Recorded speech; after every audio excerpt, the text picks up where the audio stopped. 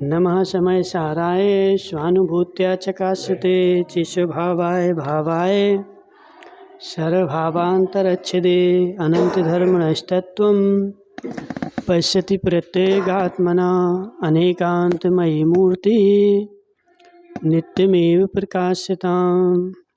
पंच परमेष्टि भगवान की 1008 देवादेव शांतिनाथ भगवान के, आचार्य भगवान कुंद कुंद स्वामी की, आचार्य भगवान विशुद्ध सागर जी महाराज की,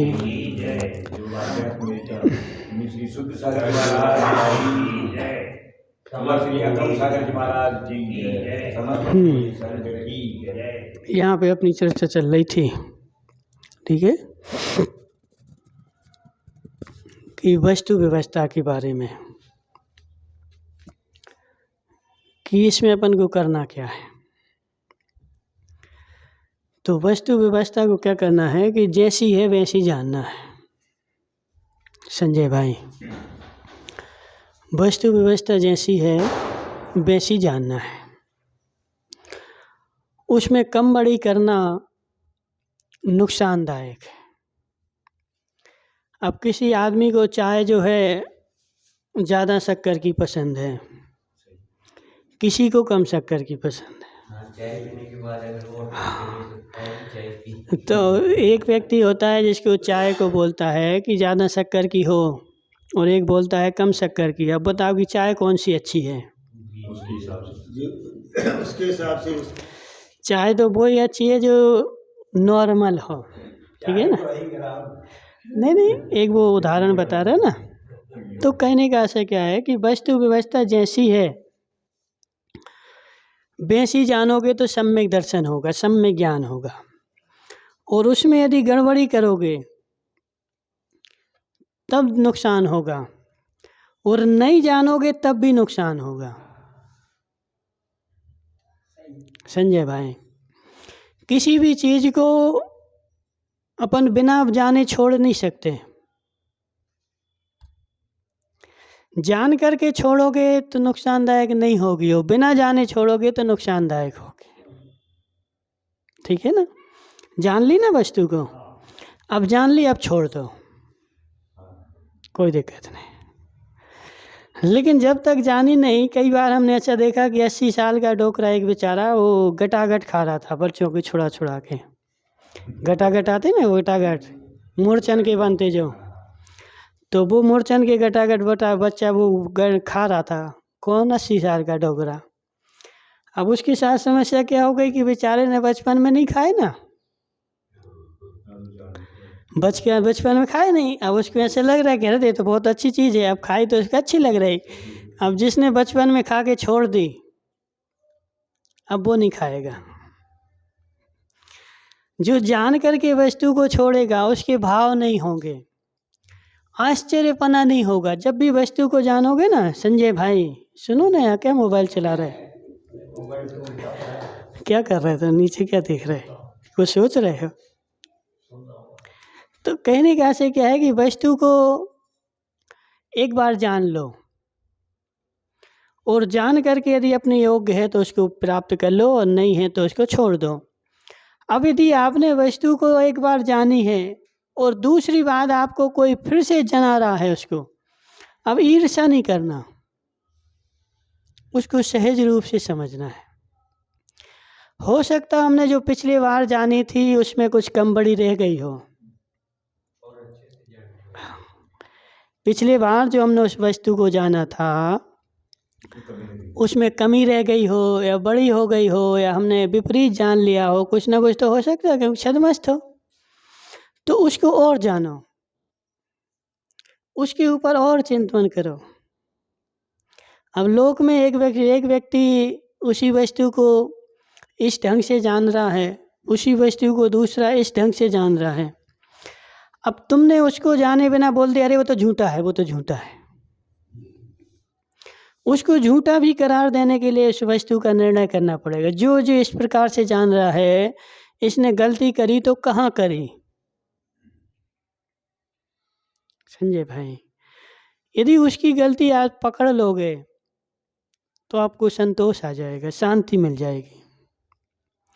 और उसकी गलती नहीं पकड़ करके और मन में हठाग्रह बैठाए रहोगे, अरे जो तो ऐसा, अरे जो तो ऐसा है, तो वो हठाग्रह तुम्हारे जो है अशुद्धि का कारण बनेगा, विशुद्धि नहीं बनेगी तुम्हारी। तो एक बार वस्तु को जान लो, जो वस्तु जैसी है वैसी जान लो, कमी नहीं करना, बड़ी नहीं करना, और जैसी है वैसी जानना। इसका नाम है क्या? सम्यक ज्ञान। ठीक है ना।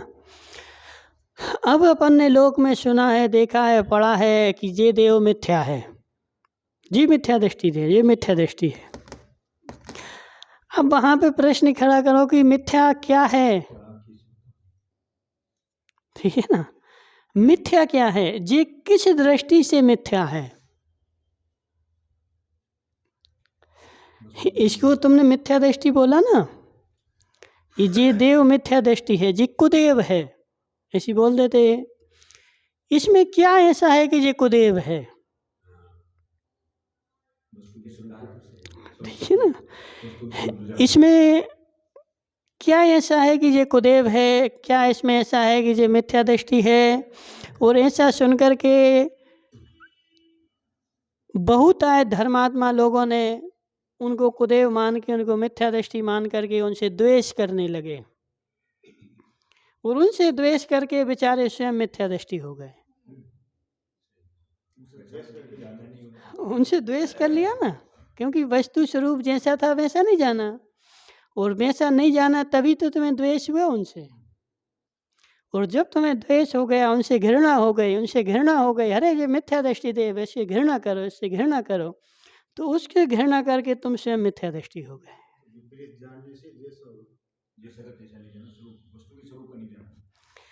अब उसको तुमने कुदेव बोला, कुदेव किस आधार पर बोला जी बताओ संजय भाई। हाँ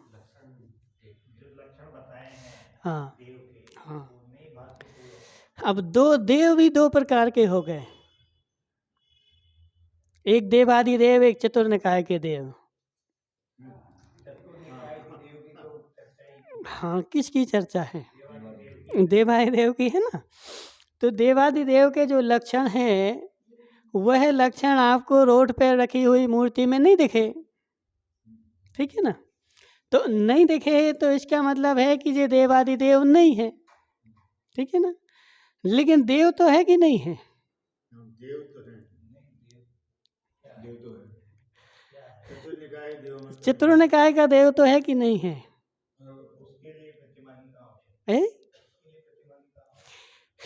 प्रतिमा की तो इसके लिए भी आवश्यकता नहीं है।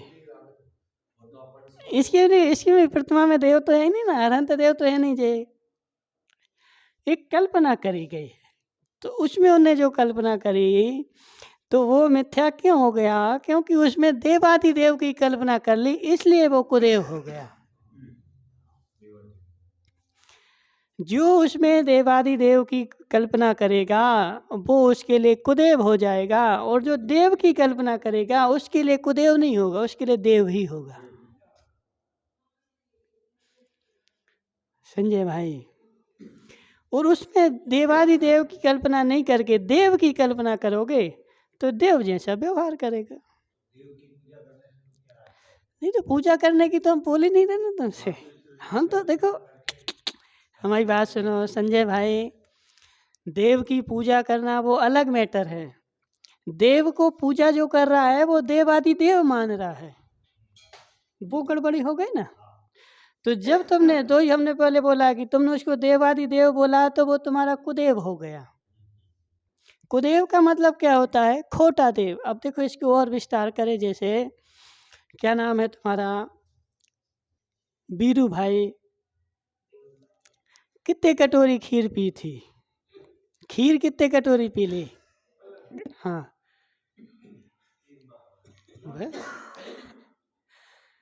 3 बार की 7-8 बार। अब समझो हमारी बात को, खीर अच्छी थी कि खराब थी? अच्छी थी। क्या था उसमें अच्छा? दूध चावल था ना, मिठाई मीठा भी थी, शक्कर थी कि नहीं थी? अब संजय भाई देखो, उसमें दूध भी था, चावल भी था और मीठा भी था, और ये इनको सबको पसंद था, और खीर जो थी बिल्कुल अच्छी थी। अब इन सबको होते हुए उसमें आधा किलो नमक और डाल देते, फिर कितने कटोरे पीते? बोलो है? फिर पीते कि नहीं? क्यों नहीं पीते? हाँ, ऐसे संजय भाई समझो हमारी बात कि सब कुछ सत्य होते हुए भी अब उसने उसमें पूजा जो है वो एक्स्ट्रा जोड़ दी। देव था वो, देव की तरह उसके साथ व्यवहार करोगे कोई दिक्कत नहीं, सम्यक दृष्टि हो। और यदि उसके साथ तुमने देवादि देव का व्यवहार किया तो ये देवादि देव का व्यवहार जो है वो कुदेव है। अब वो कुदेव नहीं है, ये देवादि देव का व्यवहार भी उस मूर्ति में नहीं चिपका। किसके पास चिपका है? हमारे पास चिपका है। यदि उस मूर्ति में कुदेव की सील लग जाए, उस मूर्ति में कुदेव का लेवल लग जाए, तो वो मूर्ति सबके लिए कुदेव हो जाए। वो मूर्ति देख करके भी सम्यक दर्शन हो सकता है। अब बताओ, रोड पे रखी एक मूर्ति जो देवादि देव की नहीं है, उस मूर्ति को देख करके भी सम्यक दर्शन हो सकता है। हाँ संजय भाई, नहीं समझ में आ रहा है? बोलो ना, नहीं आ रहा समझ में? क्या आ रहा है बताओ, क्या आ रहा समझ में? नहीं यार, तुम्हारा चेहरा देख रहा ना कि अभी तुम्हें नहीं पचा ये चीज। उस देव को देख करके भी सात तत्व में वो तत्व है कि नहीं है? सात तत्व की पर्याय में वो पर्याय है कि नहीं है? और सातों तत्व की पर्याय, सातों तत्व का विचार करने से सम्यक दर्शन होता है कि नहीं होता है? किसकी? संजय भाई तुम स्थापना निक्षेप में जाओ। अभी हम स्थापना निक्षेप की चर्चा कर रहे हैं। स्थापना निक्षेप से है कि नहीं? स्थापना निक्षेप से है कि नहीं? जोर से तो बोलो, स्थापना निक्षेप से है कि नहीं?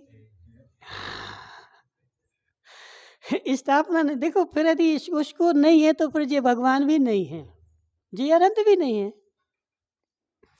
यदि वो अपेक्षा आप लगाते हो तो वो अपेक्षा आपकी इसमें भी लग जाएगी ना। यदि आप किसी विरोधी से बोलो कि आपका आगम प्रमाण नहीं है, तो वो तुमसे ही बोलेगा तुम्हारा भी नहीं। हाँ, जब तुम उसके को नहीं मानोगे तो वो तुम्हारे को नहीं मानेगा। बस संजय भाई सुनो हमारी बात। देखो तुम्हें ऐसे, इस बच्ची को बाद में साइड में करो। नहीं बैठना नहीं, उनको जाना है। संजय भाई समझ में आ रहा कि नहीं आ रहा है? सात तत्व में, छह द्रव्य में, प्रत्येक द्रव्य का सम्यक रूप से किया गया चिंतन सम्यक्त का कारण है। छह द्रव्य का जैसा स्वरूप है वैसा स्वरूप में किसी का भी तुम चिंतन करोगे तो वह चिंतन तुम्हारे सम्यक्त का कारण है। लेकिन जैसा है वैसा चिंतन करोगे तो। बहुत सारी पुराणों में कथाएं आती हैं कि वह देव स्वर्ग में गया था, उस देव ने आकर के अपने पूर्व भव के मित्र को यहाँ पे आके संबोधन किया, और संबोधन किया तो उसको सम्यक दर्शन हो गया। नहीं आता क्या? वो देव सहकारी बना कि नहीं बना? उस देव की पर्याय सहकारी बनी कि नहीं बनी? और बहुत सारा और आगे चले, बहुत सारे लोगों को देव रिद्धि दर्शन से भी सम्यक दर्शन होता है। देव दर्शन अलग है और देव रिद्धि दर्शन अलग है। देव दर्शन अलग है और देव रिद्धि दर्शन अलग है। हाँ ठीक है ना। जो सम्यक दर्शन के चार कारण बताते ना, स्वर्ग में चार कारणों से सम्यक दर्शन होता है: जाति स्मरण, धर्म श्रवण, देव दर्शन, देव रिद्धि दर्शन। संजय भाई पढ़ा कि नहीं? कहाँ पढ़ा बता? सर्वार सिद्धि में, ठीक है ना। एक बार सर्वार सिद्धि भी पढ़ो पूरी। तो देव पर्याय में 4 कारणों से सम्यक दर्शन हो जाता है। अब देव रिद्धि दर्शन क्या है कि एक मिथ्या दृष्टि देव वहाँ पे जन्म हुआ था, जन्म होकर के दूसरे देव की रिद्धियों को, सम्यक दृष्टि देव की रिद्धियों को देखता है और देख करके चिंतन करता है कि हे भगवान, इसने पूर्व भाव में सम्यक के साथ साधना की थी, सम्यक दर्शन प्राप्त किया था, इसलिए इसको ऐसी रिद्धिधारी देवपना मिला, और मैंने मिथ्यात्व के साथ ऐसा किया था, इसलिए मुझे नीच देवगति मिली। तो ऐसा चिंतन करके उसको सम्यक दर्शन हो जाता है। सोच रहे ना संजय भाई, ऐसा स्पष्ट धवल पुस्तक में लिखा हुआ है कि उसको देख करके कैसे होता है। तो उसको देख करके वो चिंतन करता है कि इसने सम्यक की साधना की थी, इसलिए अब सम्यक क्या होता है उसका उसने चिंतन किया, उसको सम्यक दर्शन हो गया। तो इसे उस मूर्ति रखी, देव की मूर्ति जो रखी है ना, वो मूर्ति देख करके यदि आप चिंतन करते हो, किसका किसका वस्तु स्वरूप का, किसका वस्तु स्वरूप का, कि हे भगवान, यह जीव देख यहाँ पर बैठा है रोड पर, इसने पूर्व भाव में मिथ्यात्व के साथ साधना की थी कि इसको कुदेव बनना पड़ गया। कुदेव मतलब खोटी गति का देव बनना पड़ गया। हम इस भाव में ऐसी साधना नहीं करेंगे, हम सम्यक के साथ करेंगे। निमित्त तो वही बनी ना। संजय भाई बोलो ना, कुछ तो बोलो।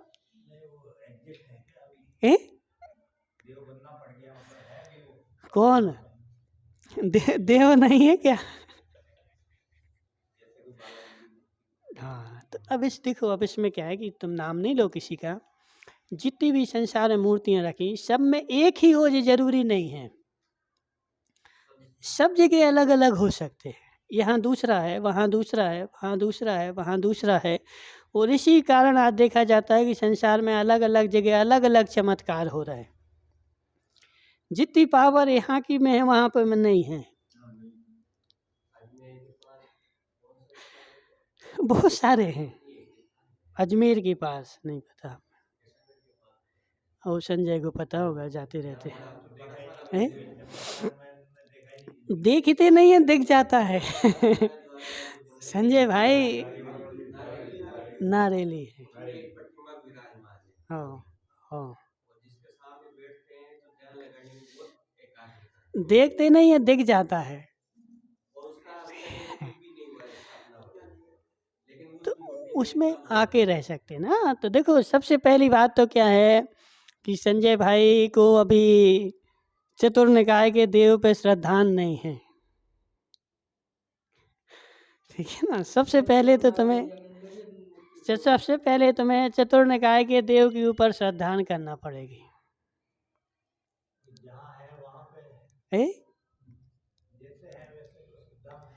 तो कहाँ है वो जी बता, कहाँ है उनका स्थान, कहाँ है? हाँ, ऊपर है, पैमाने के ऊपर है, और हाँ भवनों में, और हाँ, बेंतर की जगह कहाँ है? कहाँ है तो मध्य लोग? तो इसका श्रद्धांत में है कि नहीं कि बेंतर मध्य लोक में यत्र तत्र सर्वत्र है? इसका श्रद्धान है कि नहीं? नहीं है, क्योंकि इतना बोलने में जो जोर आ रहा ना, इसका मतलब है कि नहीं।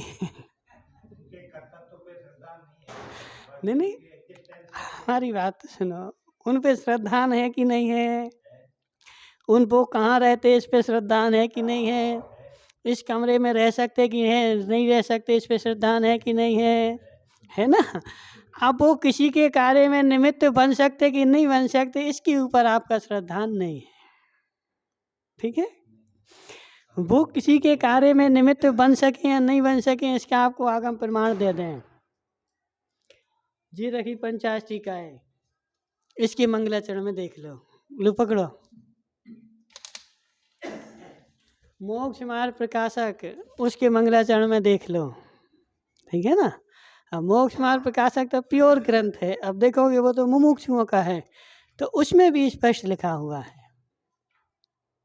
सुनो, अभी हमें इसकी क्लास के बाद बताते हैं, रख दो अभी, ठीक है?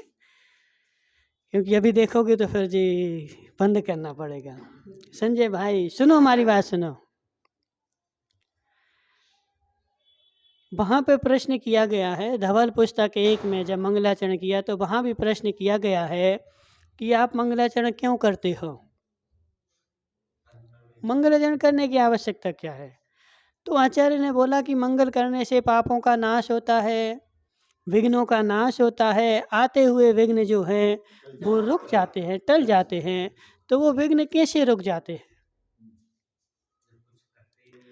ठीक है ना? आपको भगवान तो कुछ करते नहीं हैं, भगवान तो अपनी जगह सिद्धालय में बैठे हैं। अब विघ्नों को कौन टालेगा? तो उन विघ्नों को जो है उस क्षेत्र का जो देव है वो आपके विघ्न टाल सकता है। अब और आगे फिर शिष्य ने प्रश्न किया कि हे आचार्य, कई जगह ऐसा होता है कि मंगलाचरण करने के बाद भी विघ्न आते हैं, वहाँ वो तुम्हारा देव क्यों नहीं टालता है? और कई जगह ऐसा होता है कि जो मंगलाचरण नहीं करता वहाँ भी निर्विघ्न होता है, वहाँ वो विघ्न क्यों नहीं करता है?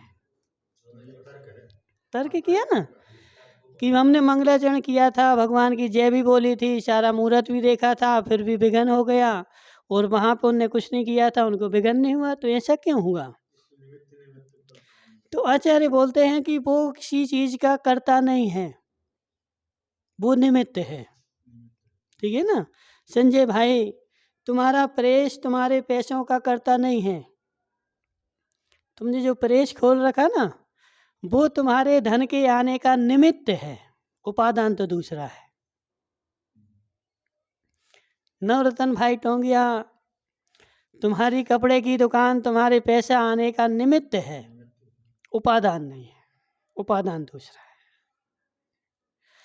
ठीक है ना? हेमचंद जी संगी, तुम्हारा बैंक जो है तुम्हारे पैसे आने का निमित्त है, उपादान दूसरा है। ठीक है? ये तो स्वीकार है कि नहीं है? निमित्त स्वीकार है कि निमित्त को मानते कि नहीं? संजय भाई कि निमित्त होता ही नहीं है, निमित्त कुछ करता ही नहीं है, होता है निमित्त। तो इसे फिर वहाँ पे आचार्य बोलते हैं कि हे जीव, वह देव भी पुण्य कर्म का उनका उदय था, तो उनके पुण्य कर्म के उदय के लिए सहकारी निमित्त बन गया, और जिसकी यहाँ उसने निवारण नहीं किया तो उनके पाप कर्म का उदय था, इसलिए पाप कर्म के उदय के कारण वो वहाँ पे निमित्त नहीं बना।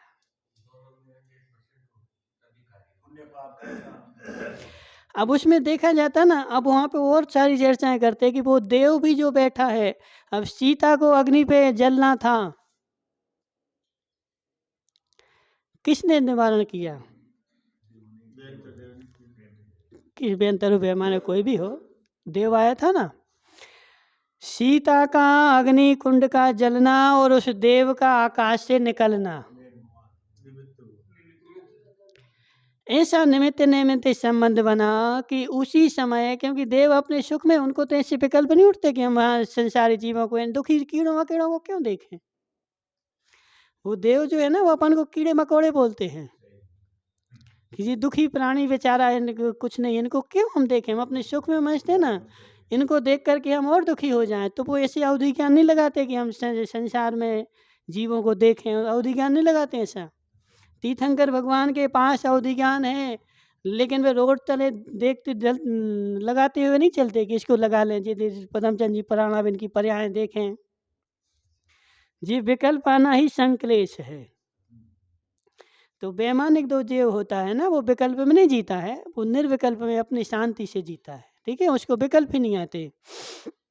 यदि उस देव को विकल्प आ जाए तो वो तो सब कुछ जान ले। सर्वार सिद्धि का देव 3 लोक को जान सकता है, असंख्यात भवों को जान सकता है। सर्वार सिद्धि का देव 3 लोक के जीवों की सारी पर्यायों को जान सकता है, उठा के फेंक सकता है। लेकिन उस सर्वार सिद्धि के देव के पास ऐसी विकल्प ही नहीं आता कि हम संजय भाई की पर्याय देखें। अब ये विकल्प भी कब आते बताओ पदमचंद जी टोंगिया, तुम्हें विकल्प कब आते? अब अभी देखो किससे पूछे, नवरतन भाई टोंगिया, तुम्हें बाजार में घूमने के विकल्प कब आते? जब दुकान में कोई नहीं हो, ठीक है ना, जब दुकान में शांति हो तो चलो बाजार में घूम आए। जब तुम्हारी दुकान में भीड़ लगी हो तो दुकान बाजार में जाओगे घूमने? तो ऐसे जो देव संकलेशी है बेचारा, अपने काम से संतुष्ट नहीं है, तो वो दूसरी जगह जाता है। और जो देव अपनी शांति में मगन है वो दूसरे को देखने नहीं जाता है। अब आ जाओ सीता जी के ऊपर, कि सीता का तब जब अग्निकुंड जल रहा था, उसी समय वो देव ऊपर से निकल रहा था। इनके पुण्य का उदय था, उसको निमित्त बनना था। उसने तुरंत उस अग्निकुंड को पानी बना दिया। किसने बनाया? संजय भाई, किसने बनाया? बनाया कि नहीं बनाया? निमित्त कौन था? उपादान किसका था? ऐसा हो सकता कि नहीं? हाँ ना तो बोलो। नहीं नहीं, अभी स्वीकार नहीं है उनको। क्या चीज यहाँ गई? तो हमने पुण्य का भाव कब किया था? पुण्य का भाव कब किया हमने? और यदि देव अपने स्वेच्छा से सब कुछ कर सकता होता तो संसार में आज तक कोई गरीब होता ही नहीं, सबको अमीर कर देता ना वो ला ला करके। संसार में कोई दुखी होता ही नहीं, सबको सुखी कर देता ना वो ला ला के। वो मात्र आपके कार्य में निमित्त बन सकता है, लेकिन उपादान आपका स्वयं का रहेगा। निमित्त बन सकता है। नहीं, प्रधानता तो देखो, जिस चीज का हमें कथन करना हो प्रधानता उसकी रहती है। पांच संभाय में जिसका कथन करना हो प्रधानता उसकी रहती है। तुमने शांति पर प्रश्न पढ़ लिया है, पढ़ लिया कि नहीं? एक बार दो बार और पढ़ना। दोबारा कर दिया ना। जिसको कथन करना हो उसकी प्रधानता रहती है। जो जब सभा लगती है, जिस प्रकार की सभा लगती है उस प्रकार के जीवों की प्रधानता रहती है। मनफूल लाल जी, यदि राजनीतिक सभा लगेगी तो राजनीति वालों की प्रधानता रहेगी। जब धार्मिक सभा लगेगी तो धर्मात्मा जीवों की प्रधानता रहेगी। ठीक है ना। घरू सभा रहेगी तो घर वालों की प्रधानता रहेगी। सभा कौन सी लग रही? तो ऐसे पांच संभाय में जिसका हमें कथन करना हो प्रधानता उसकी रहेगी और सबकी गौणता रहेगी।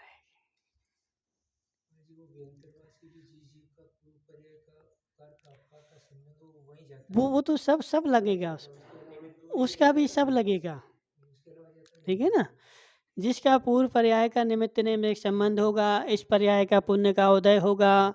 अब देखो इतने सारे लोक में सुनो हमारी बात, इतने लाखों लोग देव को देवों की पूजा करते हैं, लेकिन वो व्यंतर भी किसी के पास ही आता है, सबके पास नहीं आता है। और उसी के पास आएगा जिनका निमित्त निमित्त संबंध भी होगा।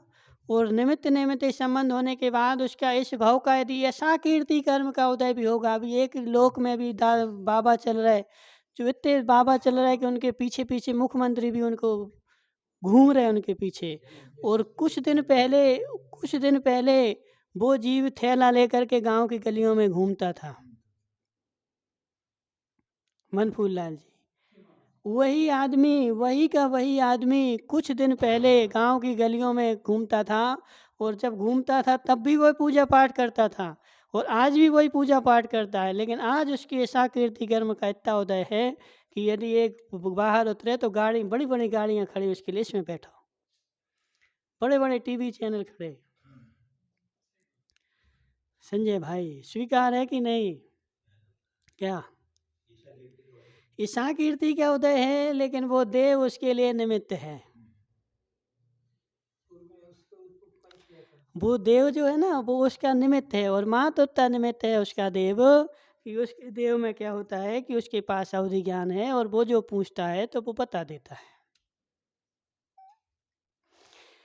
अब ये बातें क्या है कि तुमने देखी, हमने आंखों से देखी है, आंखों से देखी। मतलब उसके पास गए, उससे पूछा कि ये आदमी कहाँ है। उसके पास एक इतनी सी मणि थी, उसने दिखा दिया, देखो देख लो वो बैठा हुआ आदमी। उसमें टीवी जैसा दिख गया मणि में। जैसे टीवी में दिख जाता ना, उस आदमी के बारे में बताओ कहाँ है, तो उसने स्पष्ट दिखा दे, देखो वो है अभी। तो जी सब जो है ना वो देवों का चमत्कार, व्यंतरों का है। अब वो मणि क्या है कि वो सब सिद्ध करने पड़ते हैं, उनको मंत्रों को रख करके वो सब करते हैं, रातों रातों जगते हैं, सब होते हैं टोना टोटका। देखो सब होता है, वो बात नहीं है, लेकिन कहने का आशय क्या है कि हम तुमसे ये नहीं बोल रहे कि अब तुम वो ऐसा है तो उसकी जाओ अष्टद्रव्य से पूजा करना, जलम निर्पामिति अष्टम निर्पामिति, नहीं, उसका स्वरूप तो स्वीकार करना पड़ेगा ना, उसका ऐसा स्वरूप है कि नहीं है। देव के पास अवधि ज्ञान होता है कि नहीं होता है? होता है ना, तो उसके पास अवधि ज्ञान होता है और वो अपने अवधि ज्ञान से कार्यक्रम करता है, और उनका शरीर विक्रिया है, व्यक्रियक शरीर है। और व्यक्रिय शरीर का मतलब क्या होता है, जो व्यक्रियक वारगणाएं ग्रहण करते हैं, उन व्यक्रियक वारगणाओं को 8 रिद्धियों रूप परिवर्तित होती हैं। उनकी रिद्धियां जो होती है ना, अणिमा, महिमा, लघिमा, गरिमा, ठीक है ना जी, 8 रिद्धियां जिनके पास होती हैं, तो वो है उनकी औदारिक व्यक्रियक वर्गणाएं उन ग्रहण करके और उस रूप पर ग्रहण कर परिणमन करता है। जैसे संजय भाई सुनो, हमारी देखो उस पर ध्यान बाद में दिन भर तुम्हें दे देंगे। अब पहले हमारी बात सुनो, जो हमने बोल रहे हैं फिर तुम उसमें मिलाना, उसमें मिल रहा कि नहीं मिल रहा है, दिन भर प्रेस पे बैठना। तो आपने जो औदारिक वर्गणाएं ग्रहण की, आपका शरीर कौन सा है? औदारिक वर्गणाएं आपने ग्रहण करी कि नहीं करी? उन औदारिक वर्गणाओं को किस रूप परिणमन कराओगे?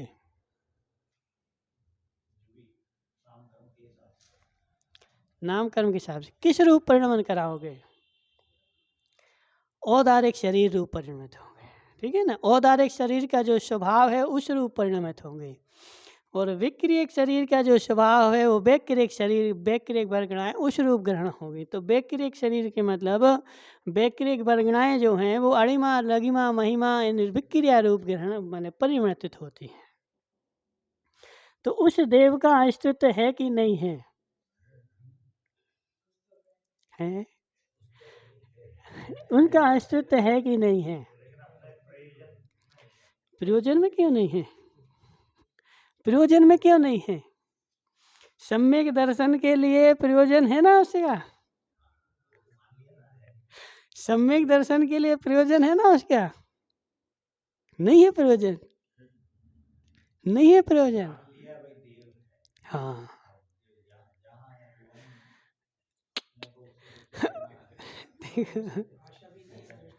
संजय भाई,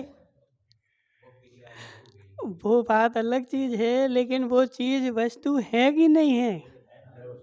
उसका अस्तित्व है कि नहीं है? उसका अस्तित्व नकार सकते क्या? तो समस्या ये है कि यदि हमें उससे द्वेष है तो हम उसका अस्तित्व नकार देंगे, और जिसको उससे राग है उसका अस्तित्व बढ़ा देंगे, उसकी पूजा पाठ कर लेंगे। तो जो वस्तु जैसी है, जितनी है, जहाँ है, उसको वैसी स्वीकार करनी पड़ेगी। स्वीकार नहीं करोगे तो सम्यक दर्शन नहीं होगा, ठीक है ना। तो वो देव ऐसा है कि वो देव पर्याय का देव है, और वह यहाँ पे होता है, और होने के साथ यदि सारे निमित्त नैमित्तिक संबंध मिलते हैं तो वह आपके लिए सहकारी बन सकता है, और नहीं मिलते हैं तो नहीं बन सकता है, बस, ठीक है ना। तो वो भी आपके लिए निमित्त बन सकता है। नहीं, सब बनेंगे ना, हम एक एक भी कारण का भाव नहीं कर रहे। पुण्य पाप भी सहकारी कारण बनेंगे, आपका पुरुषार्थ भी सहकारी कारण बनेगा, आपका पूर्व भाव का संबंध भी कार्यकारी बनेगा, सब कुछ होगा ना। अकेले एक से नहीं होगा, होगा सब कुछ, लेकिन ऐसा हो सकता है, वो निमित्त बन सकते हैं। किसी को दुख देने के भी निमित्त बन सकते हैं और किसी को सुख देने के भी निमित्त बन सकते हैं। उनके निमित्त से लोक में देखा जाता है कि कोई बेचारा दुखी हो गया और दुखी होकर के उसको दुखी कर दिया, और कोई बेचारा सुखी कर दिया उसको, ऐसा देखा जाता है। और जो वस्तु देखी जा रही है उसको आगम से पहले प्रमाणित करो, और आगम प्रमाणित करता है तो उसको स्वीकार करनी पड़ेगी। यदि उसको स्वीकार नहीं करते हो तो उसी क्षण से आपके मिथ्यात कर्म का उदय आ जाता है। जब तक नहीं जाना वो बात ठीक है, लेकिन जानने के बाद, सूत्र दिखाने के बाद, कॉमर्सार में आए ना श्लोक कि यदि गुरु के नियोग से आपने विपरीत श्रद्धान भी कर लिया कोई दिक्कत नहीं है, लेकिन किसी दूसरे ने आपको यदि सूत्र दिखाया और सूत्र दिखा करके आपको बता रहा है, हाँ, तो दूसरा बता रहा, फिर भी यदि हठाग्रह से उस चीज़ को स्वीकार नहीं करता है तो उसी समय से उसके मिथ्यात कर्म का उदय शुरू हो जाता है। क्योंकि जब तक वो गुरु के साक्षी मान रहा था तब तक तो विशुद्धि थी, लेकिन अब शास्त्र को सुत्ता दो लिखा ना, सूत्र को नहीं जान करके और नहीं मान रहा है, अब उसके पास हठाग्रह आ गया, और हठाग्रह आने से मिथ्याता गया। मिथ्या दृष्टि के पास हठाग्रह होता है, सम्यक दृष्टि के पास हठाग्रह नहीं होता है। इसलिए वस्तु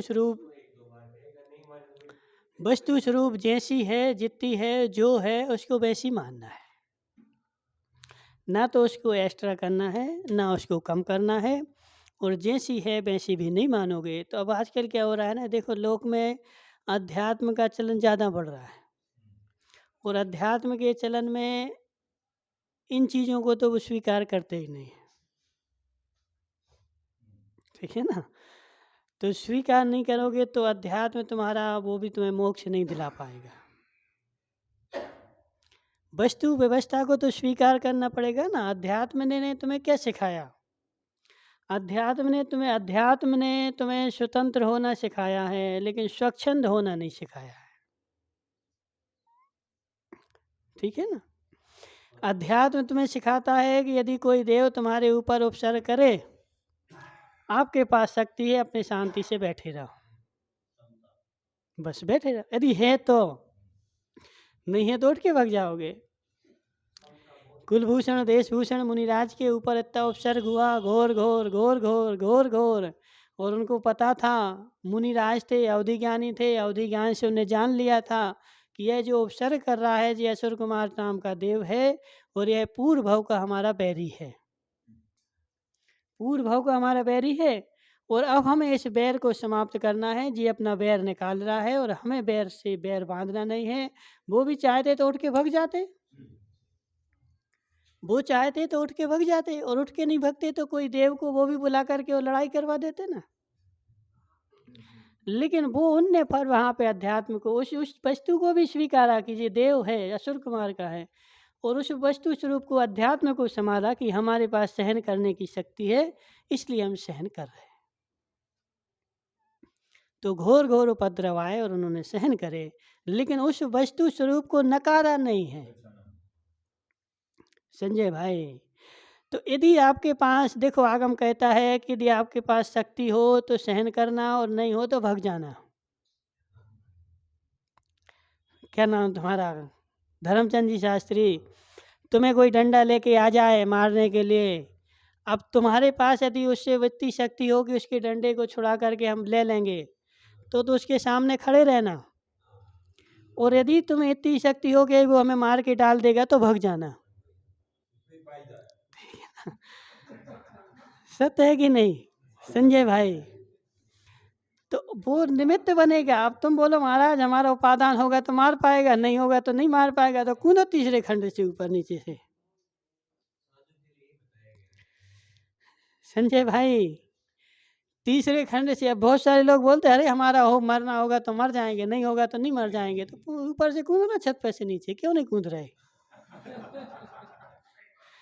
छत पे से ऊपर कूदो और फिर बोलो कि यदि मरना होगा तो मर जाएंगे, नहीं मरना होगा तो नहीं मर जाएंगे, ठीक है ना। तो ये सीधी बातें जो है ना अध्यात्म की बातें अपने अंदर में लगानी पड़ती हैं, और जहाँ जितनी लगानी है उतनी लगानी पड़ती, सब जगह नहीं लगानी पड़ती। ठीक है ना, जो बात जहाँ लगानी है जितनी लगानी है वहाँ उतनी लगानी पड़ती है। और जिस वस्तु का जितना अस्तित्व है उस वस्तु के अस्तित्व को स्वीकार करना पड़ता है, ना उसमें कम और ना उसमें ज़्यादा। उस देव का अस्तित्व है, उसका अस्तित्व तुम्हें स्वीकार करना पड़ेगा। और उसको देवादिदेव मान लोगे तो मिथ्यात आ जाएगा, और देव ही नहीं मानोगे तब भी मिथ्यात आ जाएगा। है तो एक बात तो होती नहीं ना, एक बात तो होती नहीं ना, एक बात तो होती नहीं, बातें तो दोनों ही होती हैं। ठीक है ना, तराजू के पलड़े पे दोनों ही पे सामान चढ़ाया जाता है तभी कार्यक्रम होता है। ठीक है, तराजू का जो पलड़ा होता है ना दोनों ही पे चढ़ाया जाए, एक तरफ बांट चढ़ाओगे तो एक तरफ भी सामान चढ़ाओ। अब तुम एक ही एक तरफ पे चढ़ाते जाओ तो वो तराजू थोड़ी कहलाएगी। ठीक है ना, तो कहने का आशय क्या है कि देवादिदेव मानोगे तो मिथ्यात होगा, और देव नहीं मानोगे तो मिथ्यात होगा। देव को देव मानो, देवादिदेव को देवादिदेव मानो। देवादिदेव के साथ जो किया जाता है वो उसके साथ करो, और देव के साथ जो किया जाता है वो देव के साथ करो। संजय भाई, हे जीव, देवी के साथ जो किया जाता है वो देवी के साथ करो, और माँ के साथ जो किया जाता है वो माँ के साथ करो। पुत्र के साथ जो किया जाता है वो पुत्र के साथ करो। कौन? उनके साथ वस्तु स्वरूप का चिंतन करो कि इसके पुण्य कर्म का उदय है। बस देख जान लो, देख लो। अब क्या करना है, अब क्या करना है बताओ। वस्तु स्वरूप को चिंतन करो, उसमें आश्चर्य भी नहीं लाना। अरे देखो जी चमत्कार हो गया, कोई चमत्कार नहीं हो गया, उसके पुण्य का उदय हो रहा है। वस्तु स्वरूप को जान लिया ना, अब अपने वस्तु स्वरूप का निर्णय करो कि वो हमारे सामने भी आ जाए। अब हमें क्या करना है। मुनिराजों के पास देव आके खड़ा हो गया। अब देव ने बोला कि महाराज बताओ, हमें आज्ञा दो, क्या करना है। अब तुम्हें अपने भाग्य को करना कि अब तुम्हें क्या करना है। संजय भाई, जब तक नहीं आया जब तक कोई टेंशन नहीं। अब पुनीत भाई बोले कि यदि हमें कोई 1 करोड़ रुपया दे हम नहीं लेंगे, काहे को ले फ्री के। अब तुम यहाँ बैठे बोल रहे हो, कोई 1 करोड़ देने आ जाए फिर बोलो हमें क्या करना है। समझो बात को, तुमने नियम ले लिया, व्रत ले लिया, हमारी 2 प्रतिमाएं, हम चोरी नहीं करेंगे, रोड पे डली सामग्री नहीं उठाएंगे। तुमने यहाँ नियम ले लिया, जब 1 किलो सोना रोड पे डला मिल जाए अब फिर बोलो कि अब नहीं उठाना है। संजय भाई समझ में आ रहा कि नहीं। ठीक है ना, तो वस्तु स्वरूप के चिंतन करने का मतलब क्या है कि वो देव होता है, उसकी देव की सत्ता है, लेकिन हमें स्वीकार है सत्ता, लेकिन हमें उसकी मदद नहीं चाहिए है। अब वो तुम्हारे सामने आके खड़ा हो जाए, बोले बोल संजय भाई तुम्हारा कौन सा काम बाकी हम करवा दें, तो तब बोलो कि हमारा कोई भी काम बाकी नहीं, हमारा सब हो रहा है। क्या अभी है? अभी तो तुम प्रभावित इसलिए नहीं हो क्योंकि तुम्हें श्रद्धा नहीं है। और जब तुम्हारे सामने आके वो एक दिन खड़ा हो जाए और बोले कि बताओ संजय भाई कौन को क्या करना है, क्या तुम्हारा काम है, अब भी हम करते हैं, तो उस समय बोलना कि हमारा कोई काम नहीं है। जब सच्चा श्रद्धान माना जाएगा, जब श्रद्धा सच्चा ज्ञान माना जाएगा, सच्चा। तुम्हारी कोई से लड़ाई हो जाए, अशोक भाई से लड़ाई हो जाए, अब अशोक मोटे तुम पतले, अब अशोक ने तुम्हें कांकरी में दबा दिया, 2-4 घूंसे भी मार दिए, और घूंसे मार के अब तुम ठोक पेट के भाग गए। अब तुमसे कुछ कर नहीं सकते क्योंकि 150 किलो के आदमी हैं। तो 150 किलो के आदमी के सामने क्या बोलोगे। तो अब तुम दब के बैठे हो, अब तुम्हारे सामने देव आए कि बोलो संजय भाई अभी हम अशोक को उठा के पटकते हैं।